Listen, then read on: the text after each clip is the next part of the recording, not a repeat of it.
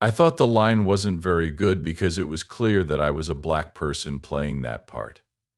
Wesley Snipes was the star of Hollywood's biggest hits and was known for his intense martial arts skills and memorable lines. As for the sarcasm, I'm really scared that you guys don't use it anymore. But after a string of ups and downs like legal battles and time away from the spotlight, fans are left wondering what happened to the actor Wesley Snipes. He is finally speaking out about the rumors that have been going around about him for years. Now that he is 62 years old, what is the shocking secret he just told you? Stay tuned to find out. I'm Wesley Snipes. Let's start with the stories that have been going around about him. He went from being a young boy with. Born on July 31st, 1962, in Orlando, Florida, Wesley Trent Snipes has big dreams of becoming the action star we all know. But things quickly changed when his parents moved him to the busy and sometimes rough streets of the South Bronx in New York City. He was no longer in sunny Florida. Bronx had its problems, but it was also where Wesley found his love for the arts. Can you believe he was already in a Broadway play called The Me? Nobody knows when he was only 12 years old. He loved acting, but he also loved martial arts from a very young age. He started training when he was 7 years old and quickly got better. Over the years, he won many awards, including a fifth-degree black belt in. Wesley studied Shokin karate, hapkido, kung fu, and weapons. He also went to the famous High School of Performing Arts in New York City from 1975 to 1977 and became deeply interested in music, dance, and acting. When his family moved back to Orlando, things changed. The fast-paced city fed his dreams, but Florida's calm, relaxed vibe was very different from the Bronx's lively atmosphere at first. Snipes had a hard time adjusting. He quickly joined Jones High School's drama program, which sparked his love of performing. Wesley wasn't like most high school students. He joined a local theater group called Strut and Street Stuff to make extra money. They put on puppet shows in parks and schools, but that wasn't the end of his adventures.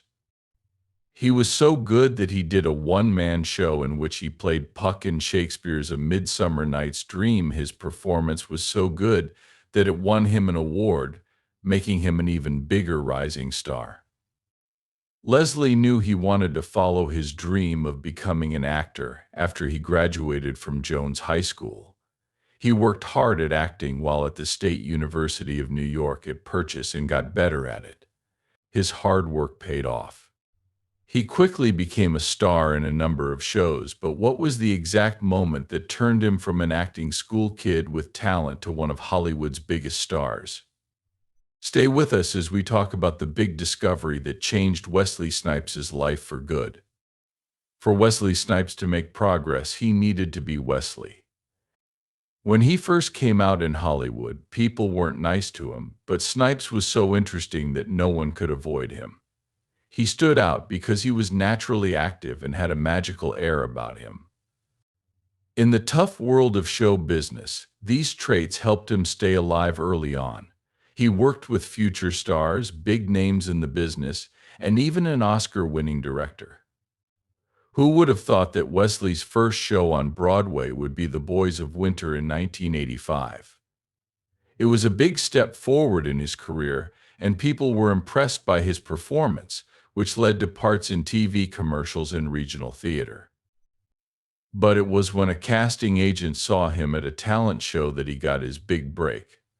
That was the moment that led to more opportunities, and the next year Snipes got his first part in the movie Wildcats. He played an angry football player opposite the famous Goldie Hawn.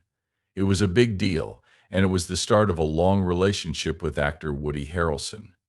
The two would go on to work together twice more that year.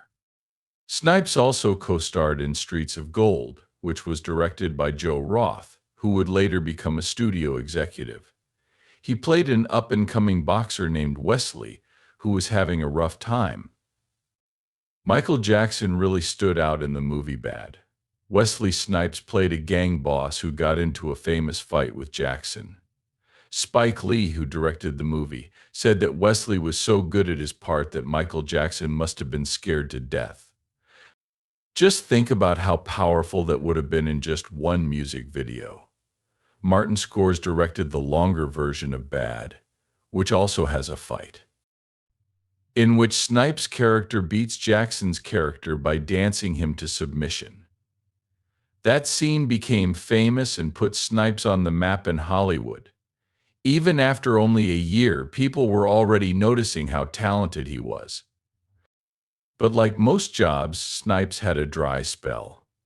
To make money, he did things like therapeutic massage and parking cars. Things seemed to have slowed down, but just as they were getting calm, a phone call from Spike Lee, who liked Snipes' work, sped things back up. Lee did get. Wesley didn't settle for a small part in Snipes' groundbreaking movie Do the Right Thing at first. Instead, he was looking for a bigger role that would change his career.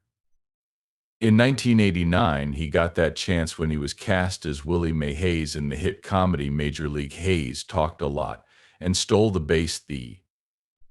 What did Wesley do next that was important? How did he go from being a rising star to a movie star? For this Snipes' big break, you'll want to stay put. He got his big break when he worked with Leigh on the famous 1991 movie Jungle Fever. In this movie, Snipes played a man in a complicated relationship with a woman of a different race, and his performance was nothing short of amazing. When critics said how honest and emotional he was in the role, people started to pay attention. Wesley gave a great performance in this important role that called for a lot of depth. It's hard not to wonder if this is the role that will define him. Snipes didn't stop there, though. In the same year, 1991, he played the Cold, and Wesley became famous as an actor who could play both charming and dangerous roles thanks to his role as the sneaky drug lord Nino Brown in New Jack City. It's interesting to note that this part was written with Wesley Snipes in mind, which shows how good his performance was. The movie was a huge hit in theaters and brought new life to the urban crime genre. For Snipes, the 1990s were a real golden age, and his business kept going up. Blade, a movie based on the Marvel Comics character, took him to a whole new level in 1998. Hollywood had never seen anything like it. It was a unique mix of action, horror, and comic book stories, and Snipes played a hero who was half vampire and half human and hunted down supernatural enemies with. As the lead, Snipes' performance as Blade became a cultural phenomenon. But what's really cool about Wesley is how versatile he is. He isn't just good at crime and action movies. Snipes did an amazing job in the 1997 movie One Night Stand, which won him the prestigious Volpe Cup at the Venice Film Festival for Best Actor. People saw a more vulnerable and complex side of the actor in this small-scale story.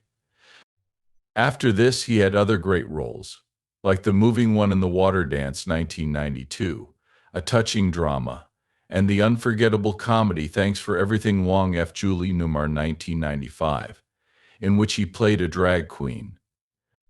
It was hard to deny Wesley Snipes' star power. By the end of the decade, he was good at any style. In 1998, he was given a star on the Hollywood Walk of Fame, which is a true reflection of how. It's the new millennium. Wesley Snipes had a lot of problems in the 2000s, but he also had times when he felt like he had done something great. When the Blade series ended with Blade Trinity in 2004, it was a huge hit, but Snipes' career went in a very bad direction. He should have. He could have built on his action hero fame at the time, but instead he had to deal with court issues and lost money. Being found guilty of tax fraud was one of the worst things that happened to Snipes' career in 2006. He wasn't just given a pat on the back, he got a harsh 3-year jail sentence that ruined his career and made it impossible for him to work in Hollywood again. Imagine being found guilty of tax fraud. When Snipes came out in 2013, it was a shocking fall from power for an actor who had once ruled the box office. Could he come back? That was everyone's question. Snipes didn't wait around.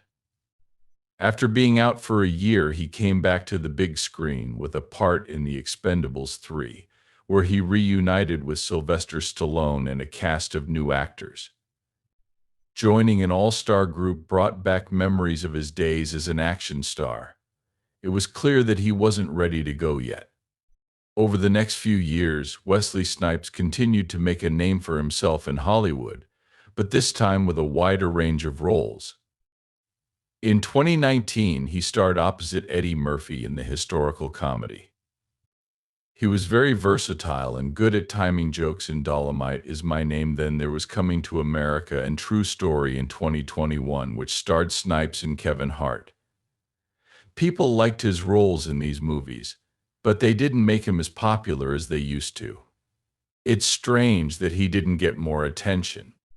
Wesley has won some things in the 2000s, but he hasn't had as much going on in his personal life as he did in the 1900s.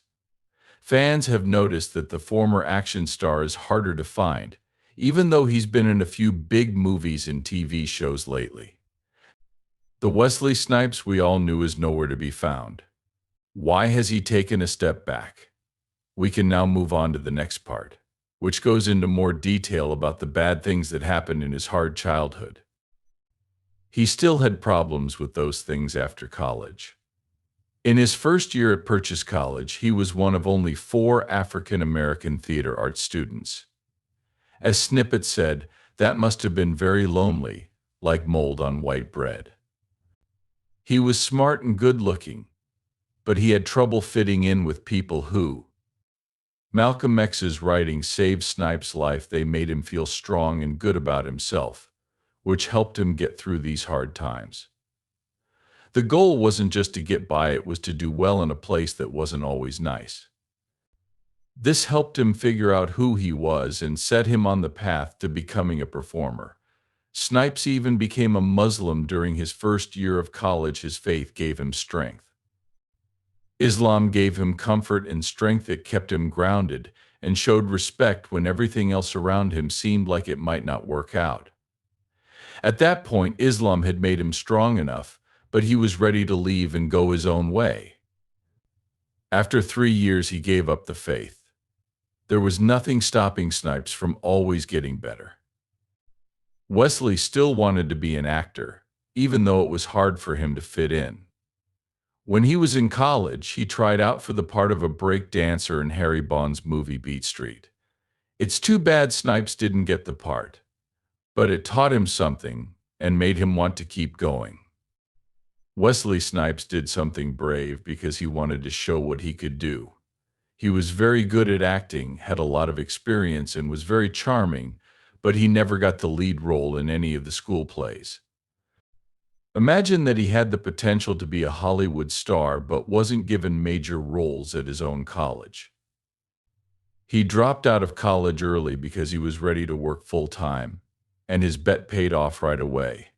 His acting skills were noticed right away, and he was given parts that showed them off. These roles ranged from serious dramas to comedies and even dance acts that could end a show. His acting teacher at Purchase College once told him to do straight theater, sing, and even plan dance numbers for the end of the show. Even back then, Snipes had a strong sense of being aware of black people. It was clear that Wesley Snipes was telling the truth based on what he said. He said it was true. When Wesley Snipes played the lead in Michael Jackson's Bad Music video in 1987, his life changed in a big way. You might have thought that his job would keep getting better after being in such a famous event, but it didn't for a while. To pay the bills, he worked as a. The life of a rising Hollywood star might not seem very exciting, but Wesley was about to get a big break. His luck changed when he was cast in HBO's Vietnam War story, which led to an even bigger chance. In 1989, he played Willie May Hayes in Major League, which made over $75 million around the world thanks to its sports humor. It was more than just a good business deal. You should keep an eye on Snipes after that. A lot of people said that he was funny and cute in the movie. Because Major League was such a big hit, there was talk of a follow-up. But Wesley had already seen some of the good and bad sides of fame. He talked about the planned Snipes movie with Corbin Burnson, who worked with him a few years later. He didn't always have fun, though the stress of fame made things worse for him. In August 1993, he was pulled over in Hollywood for having a gun on him while riding his motorcycle. This wasn't just any gun, it had hollow point bullets in it, which are very dangerous. Snipes was fined $2,700 and won't be watched for 2 years. Not long after that, he got in trouble again. This time he was riding his motorcycle at 120 mph and leading Florida State Police on a high-speed chase.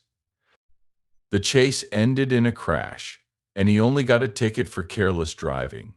But the whole thing made people look down on him even after these events. When Wesley signed with one of the best talent agencies in Hollywood, his director told him that nothing could stop him. But Hollywood isn't always what it seems to be, which is why some studio heads didn't want to cast Snipes right away. They told his agent that Snipes' skin was too dark, saying they wouldn't hire anyone darker than Denzel Washington. But Wesley wasn't the type to wait around for someone to agree with him. He was going to do things his own way, even if it meant making a lot of mistakes.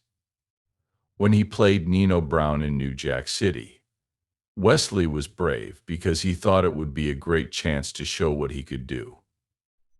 Everything went well. His work in New Jack City earned him a lot of praise and made him a star in Hollywood.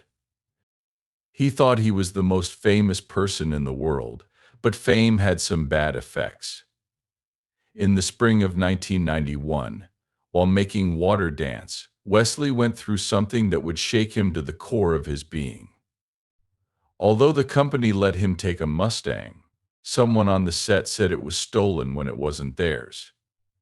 That night in downtown Los Angeles, the LAPD stopped Wesley, which was another mistake that turned into something much worse than it should have been. He had to lie on the ground face down with his hands tied and a gun to his head. He asked the police several times why they were holding him, but they wouldn't tell him. Wesley was finally let go after 2 hours at the police station. He said it was the most embarrassing thing that had ever happened to him. The event made black people very angry, and many of Wesley's friends, like Blair Underwood and Reginald T. Dorsey, stood by him and talked about how they had been mistreated by police. Black Hollywood came together around Wesley, but over time, some of his fans started to think that people thought he was turning his back on the people who had supported him because he rarely went to black parties and award ceremonies. As Wesley's career went on, some fans didn't like the parts he was picking. For example, they didn't like the romance between two people of different races in Jungle Fever 1991, but by the time One Night Stand came out in 1997, things were at an all-time high. Fans didn't like that there was a connection between two people of different races again. In an interview with Vibe magazine in October 1993, Wesley said some things that made a lot of black women nervous when he talked about the types of women he liked to date. His job in the entertainment business put him in touch with a lot of white people, which made him date more white women. When he dated white women, Wesley didn't feel like he had to prove himself all the time like he did with black women. A lot of people were mad at what he said, and not just about the types of women he liked. They thought black women were harder to be with. Second, Wesley made things worse for himself when he told everyone how great his new Asian girlfriend Donna Wong was. Wesley and some of his black fans had a bad relationship before he married South Korean painter and artist Nikki Park in 2003. He said that by the time they had 4 children together, the damage had already been done. A film critic named Kamal Lowe once said that whenever he wrote about a Wesley Snipes movie, People would tell him they wouldn't watch it because of something he had said before. If a movie didn't do well, some people would even say serves him right for making fun of black women. Wesley kept working and took on roles that no one thought he would play, like the drag queen. Fans didn't know what happened to the man they used to look up to, but just as people began to doubt the roles he was taking on, Wesley made a big comeback. In the August 1998 movie Blade, he played Blade, a vampire hunter who was half human and half vampire. While he was back in the spotlight with Blade, a storm was brewing in the background that would change his life forever. The fights in court and the fall after Blade Trinity did so well for Wesley Snipes was once again one of Hollywood's biggest action stars. The movie did well at the box office, but some critics didn't really like it. He became famous again, but only for a short time. After that, it seemed like things got worse for him as quickly as they got better. After Blade Trinity, Wesley was in a few projects that didn't quite work out. The Art of War didn't get better with movies like Zigzag and Undisputed Blade Trinity. Even though it made him a lot of money, Hollywood didn't like it. After that, there were legal problems. Wesley sued the people who made Blade Trinity for $5 million by New Line Cinema, saying they broke his contract as a producer. He was a co-executive producer and said that the director, the plot, and even the actors were picked without his knowledge. He also said that director David Goyer was rude to him and called him racist names. Wesley also said that New Line Cinema didn't give him enough screen time, and that they only cast white people in major roles. He even said that they owed him $3 million and didn't help him get a tax break for filming in Canada. There were rumors that Wesley was playing Patton Oswalt, a comedian who worked on Trinity. Blade said that Wesley spent most of his time alone in his trailer, writing notes to the crew to talk to them. There were even rumors that Wesley and Goyer got into a fight, but Wesley denied them. Some crew members said Wesley wasn't a team player because he only helped other artists with close-up shots, and some even said he called Jessica Biel that girl's name instead of hers, even though Wesley tried to correct them. Wesley tried to defend himself by saying that many of the mean people who treated him badly were racist. However, Hollywood, which is known for making tough decisions, started to avoid him when he was caught traveling with a fake South African visa in July 2005. Things got even worse. He was told he wasn't wanted.